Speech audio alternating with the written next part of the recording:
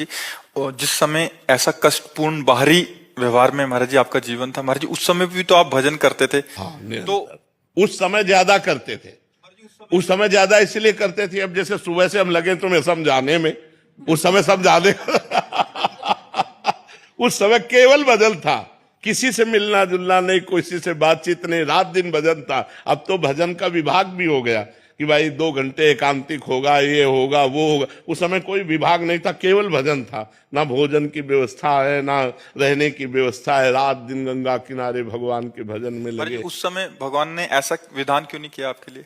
हाँ, भगवान ने उस समय विधान इसलिए नहीं किया कि जब मटकी पक्की हो जाए और फिर पानी डालो तो पानी ठंडा करके पिला देगी, और अगर कच्ची मटकी में पानी डाल दिया तो फैल जाएगी। उस समय कच्ची मटकी थे, अगर ये सुविधा दे देते तो फैल जाते। अब भगवान की कृपा से इस सुविधा का कोई फर्क नहीं है। जो हमारा लक्ष्य है वो हमारे साथ है। ये माया का जो प्रवाह है वो हमारे चित्त को आकर्षित नहीं कर सकता, क्योंकि इष्ट गुरु कृपा से मटकी पक्की हो गई है।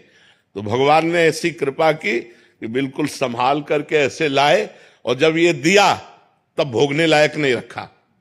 देखो कितने चतुर खिलाड़ी हैं। जब हम खाने लायक थे, जब हम भोगने लायक थे, तब भोग नहीं दिया, और जब भोग दिया तो भोगने लायक नहीं रखा। वो बड़े खिलाड़ी है, वो बड़े कृपालु है, कैसे जीव को बचाते थे। इसलिए भगवान ने उस समय नहीं दिया कि उस समय मटकी कच्ची थी। अगर विषय रूपी पानी डाल दिया जाता तो फैल सकती थी। आज मटकी पक्की कर दी और फिर उसमें भर दिया, तो अब वो ठंडा जल दूसरों को सुख प्रदान कर रहा है।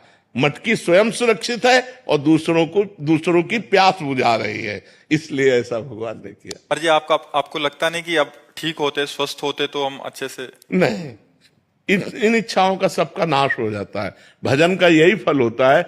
जब आनंद मिलता है, भगवदानंद, तो ये सब गंदी बातें, सब संसार के सुख, ये सब अच्छे नहीं लगते, अपने आप अच्छे नहीं लगते। नहीं तो फिर भगवदानंद का मतलब क्या रहा? जैसे भुने हुए चने को कहीं भी बो दो, कभी अंकुरण नहीं हो सकता। ऐसे ऊसर बरसई तृण नहीं जामा, संत हृदय जिम उपज न कामा। वही संत है जिसके हृदय में कोई कामना न उपज, कि आज हम ये खाएं, आज ये देखें, आज ये भोगने, ये सब इच्छा नहीं रह गई। बस निरंतर भगवान जैसे चला रहे हैं, सत्कर्म होता रहे, कोई गलती ना हमसे होने पावे, भगवान का विस्मरण ना हो, बस यही एक कामना है कि कभी भगवान को भूलूं नहीं। बिसरी हो ना बिसारी हो, यही दान मोहि देव, श्री हरिवंश के लाडिले मोहि अपनी कर लियो। मैं आपको न भूलूं और प्रभु आप मुझे न भूले, मैं आपका दास हूं। इतनी बात है, और कोई इच्छा नहीं रह गई। महाराज जी जैसे आपने बोला कि कोई गलती ना हो, तो अभी भी थोड़ा भय रहता है कि हाँ, गलती? भय रहता है, अब भी भय रहता है। ये तो मरने तक रहेगा।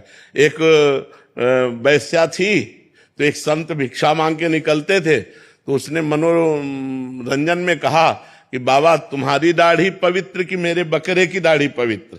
वो कुछ नहीं बोले।